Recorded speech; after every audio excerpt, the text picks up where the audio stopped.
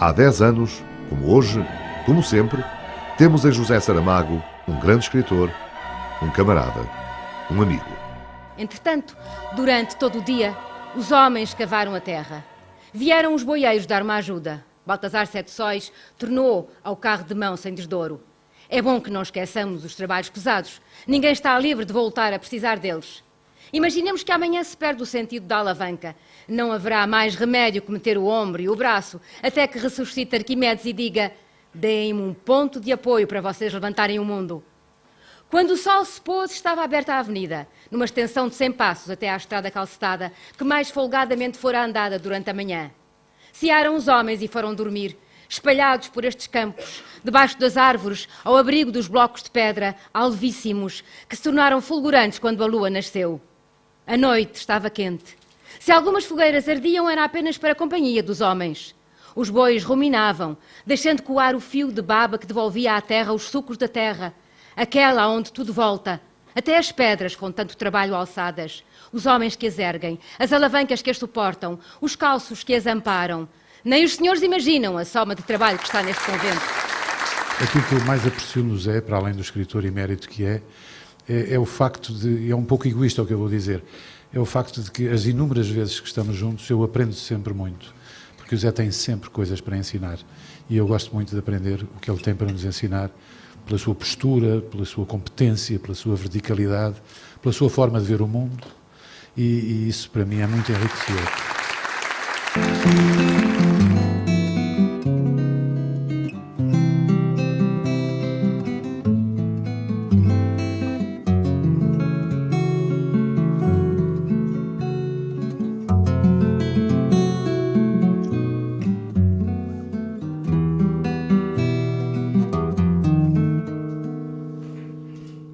Põe na mesa a toalha, a damascada, traz as rosas mais frescas do jardim,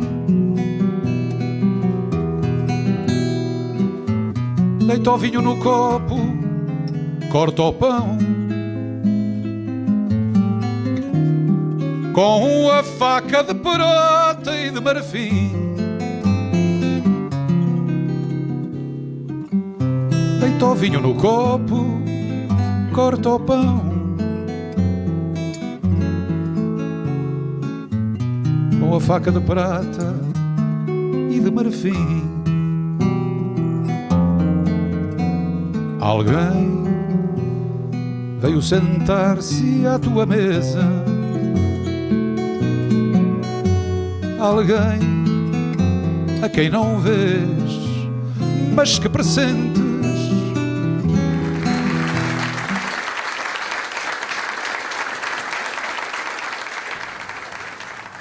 Quando o nosso camarada Álvaro Cunhal se submeteu a uma operação de alto risco, há uns anos,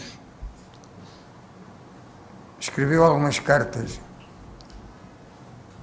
que deviam ser remetidas aos seus destinatários, no caso de ele não sobreviver à operação. Felizmente para todos nós,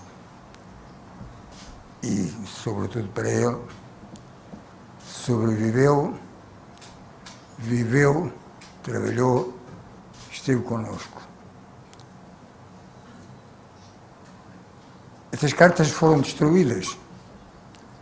Em todo caso, soube-se, pelo menos no que se refere à carta que me era destinada, soube-se alguma coisa do que continha.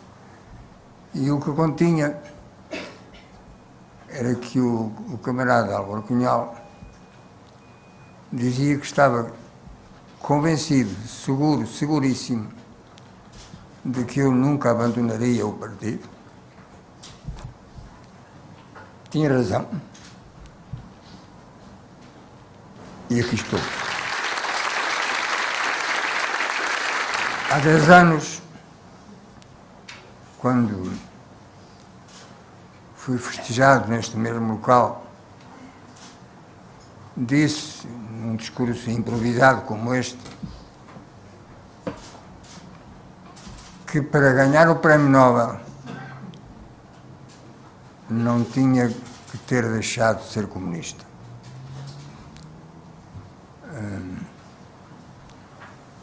E lembro que nos cadernos de Lanzarote, quando alguma vez se agitou a hipótese, enfim, de eu vir a ganhá-lo, eu deixei escrito muito claro, muito claramente, que se para ganhar o Prémio Nobel era necessário abandonar as minhas convicções políticas e ideológicas, pois não valia a pena, porque eu não abandonaria.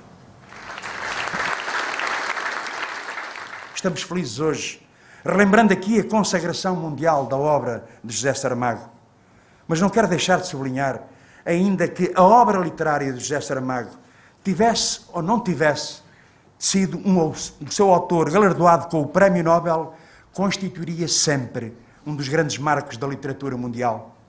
Não querendo misturar demagogicamente os universos da política e da literatura, estou em crer que não é raro que na atribuição do Prémio Nobel essa mistura surja e que por vezes nela sejam evidentes estritos cálculos de conveniências políticas pelas piores razões.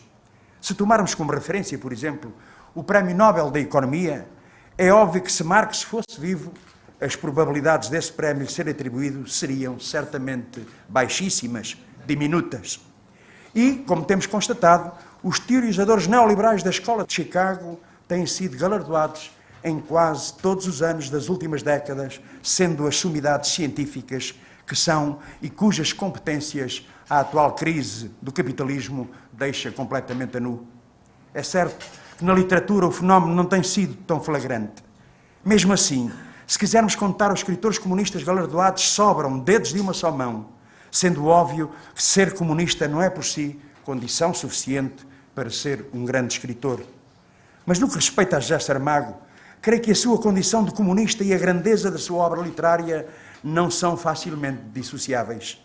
Estou em crer que essa condição, a massa humana de muitos dos seus livros não se moveria com o mesmo fulgor e não se sentiria em muitos deles o penoso, trágico, exaltante, contraditório, luminoso, sombrio, incessante movimento da história. Sem dúvida, o Nobel deu projeção planetária ao autor e à obra. Mas se esse prémio foi importante para José Saramago e um motivo de alegria e orgulho para todos nós, esta sua concreta atribuição ao escritor José Saramago não foi menos importante para os prémios Nobel. No discurso de há 10 anos, na Academia Sueca, José Saramago disse: a voz que leu estas páginas quis ser o eco das vozes conjuntas das minhas personagens. Poderíamos acrescentar: e essas vozes conjuntas são o eco de um povo, dos trabalhadores, dos imperfeitos humanos que constroem a história.